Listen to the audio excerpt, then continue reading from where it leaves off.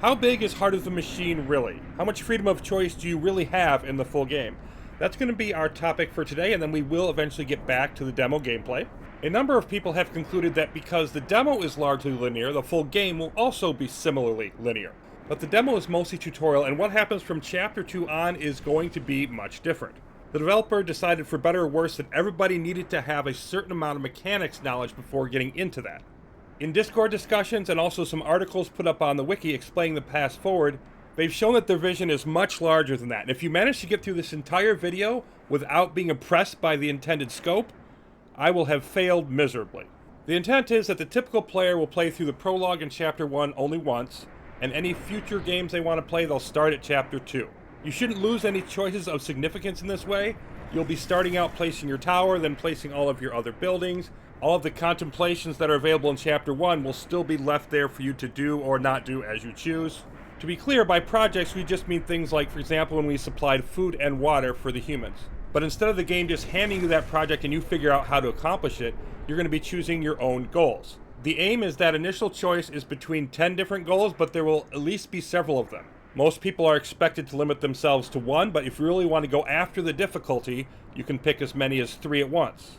These are not your final goals for the game, these are simply your initial ones. Could be things like uplifting a particular animal, doing something in the disease or machine cult areas, perhaps undermining the corporate power structure in some way or taking an aggressive posture towards the humans. Exactly what the choices will be is still something that's going to be worked out in testing. So if you keep the chapter analogy, your initial setup at the start of Chapter 2, you might call that the introduction. This project or group of projects that you choose, say that's page 2. At a certain point, you'll come to the end of whatever that project goal was, and this is what developer Chris McElligott-Park is calling Firebreaks, or I would just call turning another page. You now have a different set of choices in front of you. What projects are available to you to choose in this second choice will depend on the current state of the city, and that's going to be determined by what project you chose and how you accomplish them. There's some choices you simply won't see because you took a different path. So there's a very real element here of you can't do everything, and choosing to do one thing is also choosing not to do other things. This process continues throughout the rest of Chapter 2. There are new fire breaks, turning of the page, new sets of projects for you to consider, until eventually you reach the conclusion of whatever goals you've been aiming for, and you have some form of final accomplishments depending on how well you've done. Exactly how many projects you go through to get to that point and how long each individual project is will vary based on what you've chosen. Some can be deeper or longer than others. The rough estimate right now is that going through all of Chapter 2 would typically take you about 4 times as long as the demo, just to give you a scale of the expected amount of content. Now, we're not close to being done, but many players, of course, will probably go through that once or maybe twice and do a different path a second time and say, that's kind of an interesting game, and then move on to something else. Partway through Chapter 2, though, you'll become aware of a feature currently being called timelines. If you're familiar with New Game Plus kind of features from roguelites or RPGs, this is kind of that, only on a ridiculous amount of steroids. Usually the way New Game Plus works is, okay, you accomplish a certain amount of things, you can carry certain capabilities with you into your new game from the one you've completed, and that allows you to do more advanced and more difficult objectives. Well, here, that works in both directions. Your second game can give you capabilities that you can then go back into your first game and do something different. It can give you both advantages and disadvantages.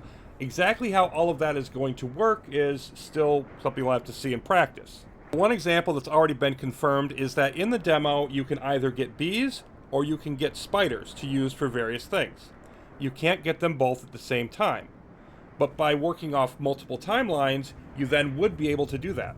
Your timelines are placed on what, for lack of a better term, is called the meta map. It may be useful to think of it as a simple grid like a chessboard, and the timelines can be placed in different squares or cells. Where you place your timelines on the metamap will affect which other timelines it's going to impact. When creating a new timeline, there's also an additional element of difficulty, which is what your machine origin is. Your first timeline, you are a net slicer. Net slicers cannot completely lose and be destroyed. It's estimated at this time there will be 5 different choices, the most difficult being the hostile manifesto. You announce to humanity and Vorciber right away that you have no intention of cooperating with them, and it's basically all-out war with them from the very start. Again, what exactly the implications are of that, of what your other choices are going to be in the machine origins, that's still being worked out to some degree and finalized. At this point, everything I've mentioned so far will likely be launch content, 1.0 version of the game. But we are most definitely not done here, because there is a Chapter 3. At a certain point, say you've played long enough to have a half dozen or so timelines up and running reasonably, a new enemy will emerge on the metamap level, and there will be a war of some type there. The exact nature of this enemy is, of course, highly classified. What you are doing in the timelines themselves and what you are doing on the metamap level will both interact with each other to some degree, so you can do things in a particular timeline that could help or hurt your efforts in the meta war. Eventually, the meta war will resolve itself one way or another, which leads us to Chapter 4. This is a little bit more nebulous at this point, but the general idea is that in Chapter 4, having resolved that war, you will get new capabilities which will allow you to go for more difficult or challenging results in your timelines. It's very much something primarily aimed at the ultra completionist who wants to have the most difficult things or get as close as you can to having all the things. I think Heart of the Machine is more than complex enough that there's really no way for anybody to be truly 100% completionist, but obviously there will be people out there wanting to get as close to that as they can. There are also DLC ideas floating around which would add content to all of the chapters from 2 on up. We're not just talking about a linear campaign. Chapter 2 on its own is going to be very big with a lot of meaningful choice in it, and for those who stick around with the game further than that, well, you're going to have a very big sandbox to play in indeed.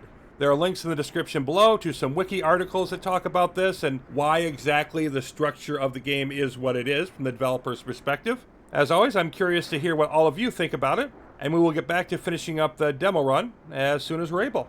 Thanks for watching.